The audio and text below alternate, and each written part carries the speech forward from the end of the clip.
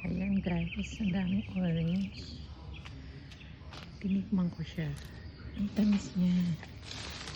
Ayan, marami sa loob. Yung iba, hello pa, pero ang lalaki.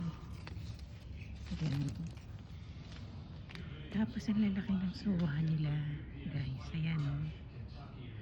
Hindi pa daw hinog yan, pero sobrang laki na ng kanilang suwa. Ayan. Ang laki ng suwa nila. Tapos, look at the calamansi. Yung calamansi nila parang kiat-kiat. Ayan, ang dami. Tapos, may tanim din silang guava. Kaya lang, bulaklak pa. Yan guys. Look at the lemon. Ayan ang lemon. Ang lalaki ng lemon. You see? Ang laki ng lemon. Kakaibang lemon. Napakarami yun. Ayan guys. Yung iba hindi pa hinog.